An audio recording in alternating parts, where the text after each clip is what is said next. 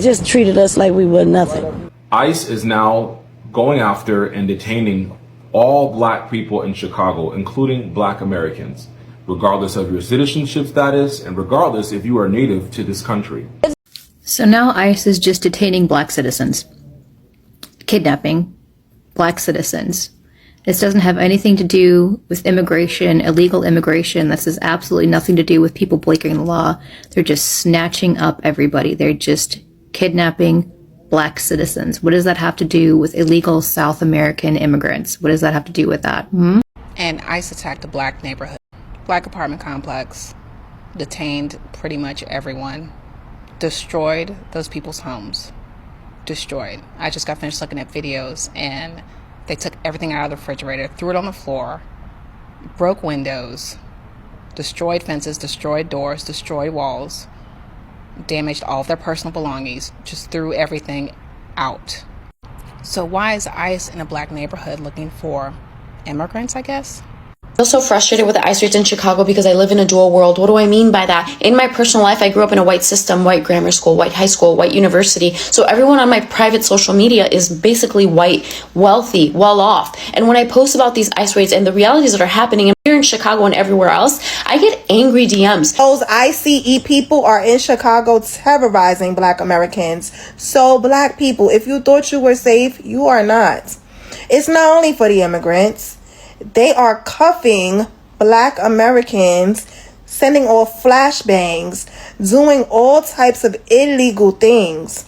Cuffing these people for no reason, asking them if they have warrants, asking them for their date of birth, who they are, all of the above. It's crazy, it's sick, and they're probably coming to a neighborhood near you. I can't believe that I'm saying this, but white people don't believe what happened in Chicago was real. They don't believe what happened in Chicago was real. At first, I thought I was going to get one message. Now, I got a slew of messages saying, wow, that's horrible. Do you have a news clip? Do you have a video?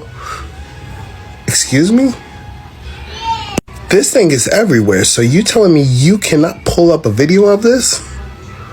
They're like, I don't really think that, I don't think that happened. This is misinformation. They zip-tied kids. How is this misinformation?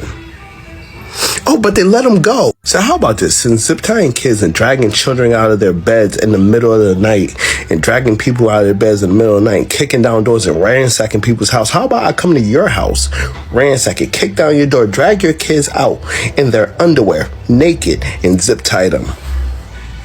How about that? Do you know why the ICE and FBI went into that neighborhood in Chicago and detained all those black people? Because everything that the federal government and Trump has tried to do to provoke black people to go into the streets is not working. He wants to provoke black people to riot, and then he can declare martial law. Yes, this is not being done just looking for immigrants. It is another direct attempt to provoke black people. Do not fall for these tricks. Do not fall for it. ICE is now targeting and arresting African Americans in their raids. I guess they were told, like, just arrest anybody with a warrant, but obviously now they're targeting African Americans as well. You know, in addition to what they were already doing. And my first question is, if someone has a warrant out, shouldn't that be like actual law enforcement that handles that, not ICE, who literally goes there with like mask covering their face and no badge or no identification, and they can just kind of do anything willy-nilly? Like, what? Why is that now the thing? My other thing is, what is going to constitute as a warrant in a time where the current administration is basically making it a crime to speak out against them? Like, long-term wise, that would be their goal, to basically make it not legal to speak out against the current administration. And then what if they start issuing warrants based off of that? And then ICE basically just starts going off of that as well. And like how it's already targeting African Americans as well as the Hispanic community.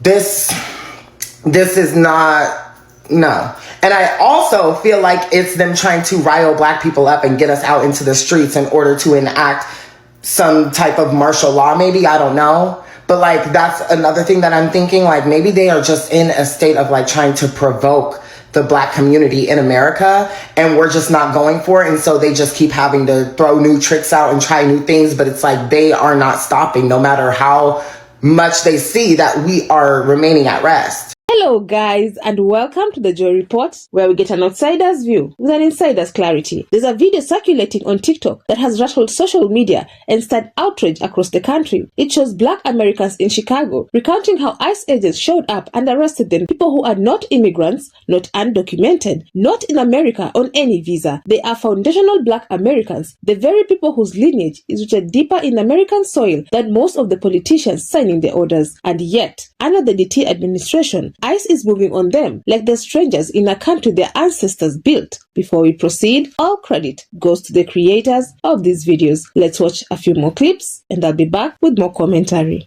Black people, please listen to me and listen up good. We are not safe. We are not safe. Now, you can argue that we've never been safe, but baby, in this time right now, we're definitely not safe. So I just scrolled on TikTok today and I just found out that the other night or some stuff like that down in Chicago, apparently ICE agents raided an entire apartment full of people. Like they detained 100 plus people, including their kids, in the middle of the night. A lot of these people even had told them that they didn't have anything. They were clean. They hadn't been arrested, had no warrants, had no issues. There was nothing to prompt this search other than the fact that some certain cartel members were in the apartment. And yet they never said that they detained anyone from the apartment. They haven't said anything, and nor that they say that they had any probable cause that someone was in there. So the whole point that I'm trying to get at is there's 100 people in the apartment, right, with their kids. They go in the apartment and they snatch everyone out that mentioned kids, granny, women.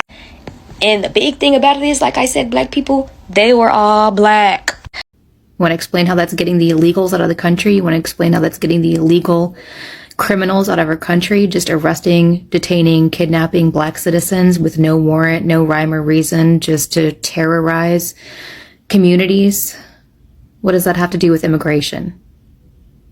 Explain it to me. Come on, Republicans. Come on, MAGA. Come explain that to me.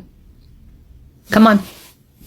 Explain it to me. This isn't some accidental sweep. This isn't confusion. This is intentional harassment. The clip features first-hand accounts of FBA residents describing how these agents entered communities with full force, questioning, detaining, and targeting them as if they were foreign threats. The message is loud. Citizenship doesn't shield you when the system never meant to honor it in the first place. Foundational Black Americans are not immigrants. Their ancestors were enslaved in America before the United States even called itself a country. Their lineage goes back in the 1600s through plantations, Black Wall Street, Jim Crow, redlining, mass incarceration, and every government tactic designed to suppress them. They did not cross borders. Borders crossed them. There is no green card, no visa, no birthright debate. They are the birthright. They were there before Ellis Island, before the Statue of Liberty, before immigration laws even existed. And yet ICE, a federal agency supposedly focused on undocumented entrants, is now mobilized against them. The DT administration has never hidden its priorities, from Muslim bans to mass deportation sweeps, from family separations to anti-immigrant propaganda. The agenda has always been rooted in fear and division. But now, the scope is crossing into territory that exposes the real target, Blackness itself. ICE has no jurisdiction to detain American citizens, but these agents are emboldened because when the administration makes whiteness the default American identity, anyone who doesn't fit the mold becomes suspicious. The TikTok video making the rounds isn't just shaky footage of agents in the street. It's Black Americans recounting how ICE showed up and arrested them the very next morning. These are first-hand accounts, not speculation. People describe being taken from their homes and neighborhoods like criminals in a country where their families have lived for centuries. No attempt at clarification, no investigation into identity before the handcuffs came out. ICE agents moved with certainty, not hesitation, a confidence that comes from knowing they won't face consequences. And when citizens are caught in the dragnet, they'll hide behind the same excuse they always do. But everyone knows the humiliation, fear, and trauma these raids inflict. This wasn't enforcement gone wrong. It was intimidation dressed in a badge, carried out with full intent. And let's be clear, foundational Black Americans are not undocumented. They are over-documented.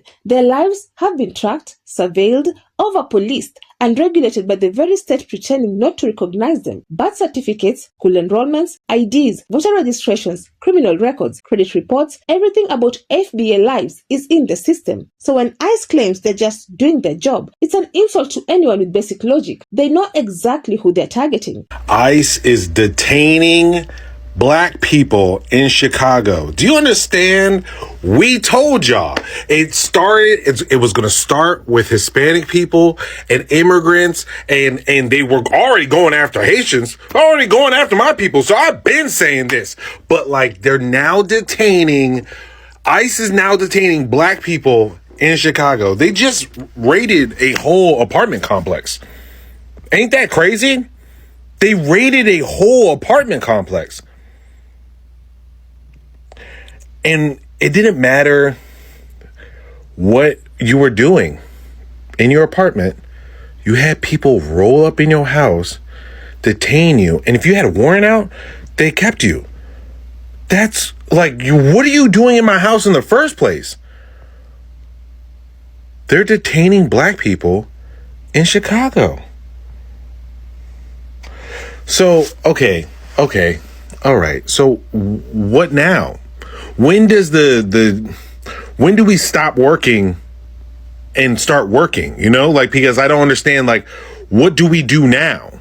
Chicago has long been a hub of black culture, migration, and political power. FBA communities there have roots going back generations, building neighborhoods, raising families, paying taxes, voting in elections, contributing to every aspect of American life. And now, in 2025, they are being treated like trespassers in cities where their grandparents survived segregation and their great-grandparents fled lynch mobs. What makes this even more twisted is how quickly law enforcement mobilizes when it's about criminalizing black people, but drags its feet when it's about protecting black citizens. ICE would never dare sweep into white, wealthy suburbs demanding proof of citizenship. They don't run up Russian immigrants in DT-supporting enclaves or check IDs in Irish, Polish, or Italian communities. They don't storm the homes of Canadians who overstay visas. They don't confront Australians working illegally under the radar. They pick black neighborhoods because they believe nobody will check them and that the administration will back them no matter how illegal the actions are. This is not about immigration. This is about power, control, and re-establishing racial hierarchies under the guise of law enforcement. The DT administration has repeatedly shown that executive power can be weaponized against whoever they decide doesn't belong. Today, it's FBA in Chicago.